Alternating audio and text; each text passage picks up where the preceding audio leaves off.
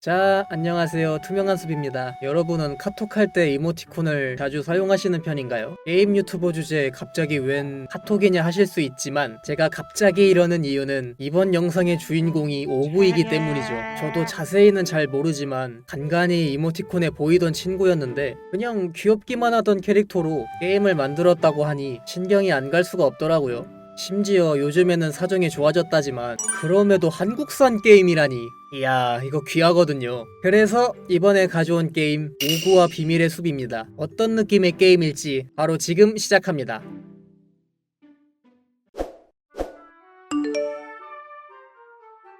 어느 푸른 초원, 그곳엔 약하디 약한 동물들이 평화롭게 지내고 있다. 그러나 이 대륙에도 역시 위협은 존재했으니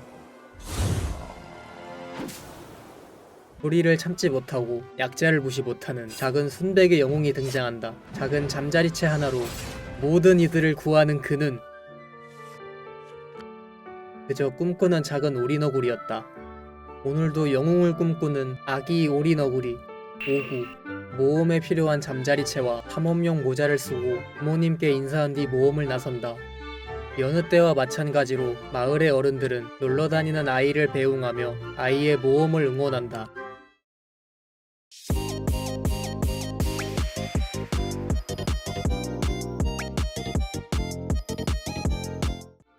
모험을 계속하던 중 어느 까마귀와 마주친다.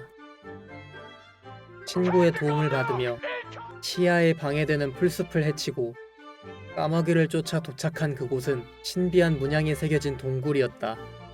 동굴 안에 발을 들인 오구는 의문의 문양 6개를 목격하고 엄습하는 하얀 빛에 의식을 잃는다. 익숙치 않은 환경에서 눈뜬 오구는 알 수 없는 빛이 말하는 대로 동쪽으로 향하기로 한다. 이 세계물에서 나올 법한 전개를 의아해하면서도 앞으로 나아가는 오구. 이 세계에서 새로운 친구들을 사귀고 신비한 퍼즐을 풀어나가며 해양의 마을에 도달한다. 원숭이들의 촌장은 오구를 시험하겠다며 해양의 사원의 시련을 극복하고 해양의 징표를 가져오라고 한다. 사원에 입장한 오구는 온갖 장치가 달린 퍼즐을 풀어내고 옛 원숭이들의 시련을 이겨내며 해양의 징표를 얻어낸다. 놀란 촌장은 이 세계에 대한 비밀을 이야기해준다. 이 세계에는 예언이 있고 그 예언에 따르면 순백의 존재가 6가지의 신의 징표를 모아 세상을 구한다고 한다. 원숭이 촌장의 도움으로 오구는 나머지 5개의 징표를 찾아 새로운 모험을 떠난다.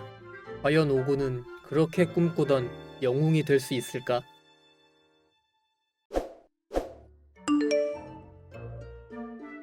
오구와 비밀의 숲은 어드벤처 장르의 퍼즐 게임입니다. 모험을 하면서 퍼즐도 푸는 그런 게임인 거죠. 자, 일단 하나씩 이야기해볼까요? 어드벤처 유형의 게임은 아무래도 플레이어가 모험을 한다는 느낌을 줘야 한다 생각합니다. 그리고 그 모험으로 인해 보상이나 어떤 이야기를 보여주는 것으로 성취감이 있어야 비로소 재미를 느끼게 되죠. 이 게임은 장르적인 파트가 아무래도 빈약하지 않았나 조심스레 생각해봅니다. 6군데의 지역마다 컨셉이 다르고 컨셉에 맞는 모험을 제공하는 것은 좋았다고 생각합니다. 그러나 이런 방식이 6지역 모두 같은 방식이란 점이 제게는 좀 마이너스였는데요. 보통 이런 방식을 채용하면 이스터에그라던가 숨겨진 이야기나 모험 등으로 흥미를 유발시키는 요소가 돋보여야 하는데 저는 솔직히 이런 방면에선 매력을 못 느꼈습니다. 중간중간마다 맵에 배치된 아이템 상자 같은 것들도 아이템의 필요성을 많이 못 느껴서 저 상자를 굳이 먹어야 할까 하면서 귀찮음만 느꼈네요. 그렇다 보니 6지역의 메인 스토리를 진행하며 지루함만 늘어나더라고요. 다음은 퍼즐 요소를 파볼까요? 오구와 비밀의 숲은 어디선가 본 듯한 퍼즐, 여기저기 있는 미니게임, 그런 느낌을 받았습니다. 지역에 맞게 기술 하나를 알려주고 그 기술과 맵 컨셉에 맞는 퍼즐을 부여하지만 특별하진 않다라는 생각이 들더군요. 이런 퍼즐 게임의 장르는 아무래도 호불호의 영역이라고 생각하는데 개인적으로 이런 능지 게임들은 호불호를 줄이기 위해 차별점을 내세운다고 생각합니다. 잠깐 다른 게임을 보면 닌텐도 스위치의 젤다의 전설 시리즈, 야생의 숨결과 왕국의 눈물을 예시로 들어볼 수 있겠습니다. 각각의 게임들은 시커스톤이라는 아이템으로 모험을 할 때도 퍼즐을 풀 때도 다양하게 활용 가능한 요소가 있습니다. 이 게임의 차별성은 정답이 정해져 있지 않고 자유도가 무한하다는 점인데요. 원래 A를 활용하여 푸는 퍼즐이라고 할 때 B와 C를 사용하여 퍼즐을 푸는 게 가능합니다. 정답이 없다라는 점이 플레이어의 도전 욕구를 자극하고 흥미를 유발시키죠. 그런 점에서 오구와 비밀의 숲은 어디서 많이 풀어본 퍼즐을 다시 한번 머리 쥐어짜내며 스토리 진행을 위해 억지로 퍼즐을 풀고 있다, 그런 인상을 받았습니다. 이렇게 말하고 보니 어드벤처와 퍼즐 둘 다 식상하다라는 느낌이 드는데요. 이건 아무래도 오랜 시간이 지나며 여러 작품의 게임이 나오고 그 게임의 유저들이 익숙해져서 그런 게 아닌가 싶습니다. 그렇다고 이 게임이 재미없냐 하고 물어본다면 그건 또 애매합니다. 제 취향에 안 맞았다 뿐이지 사람마다 즐길 수 있는 요소는 충분히 넘치거든요. 수집 요소를 통한 컬렉션, 하우징 기능, 도전적인 왕도 RPG 스토리 전개. 사실 제가 내린 결론도 흑색이 없다 뿐이지 기본적인 요소는 이미 다 충족된 상태입니다. 사람에 따라 힐링 게임으로 즐길 수는 있을 듯 하네요.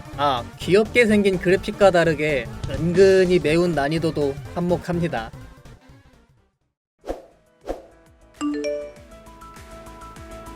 저 역시도 게임을 어느 정도 해본 유저이고 선호하는 장르도 아닌지라 그렇게 흥미로웠던 게임은 아니었네요. 하지만 4인이라는 적은 개발 인원, 게임 개발의 약소국이라는 이미지가 박혀있는 한국이라는 나라에서 이런 시도를 한다는 게 너무 반가웠습니다. 원래부터 오고라는 캐릭터를 좋아하고 미니게임 천국마냥 여러가지의 퍼즐이 있는 귀엽고 독특한 컨셉 아트에 관심이 가신다 하시는 분, 한번 오구와 비밀의 숲 플레이 해보시면 어떨까요? 스팀에서 24,000원, 모바일에서도 구글 플레이 스토어에 무료로 플레이할 수 있지만 인앱 결제 요소가 있는 것 같더라고요. 자, 오구와 비밀의 숲, 저의 총점은 10점 만점에 6점입니다. 그럼 지금까지 투명한 숲이었고 저는 다른 게임으로 찾아뵙겠습니다.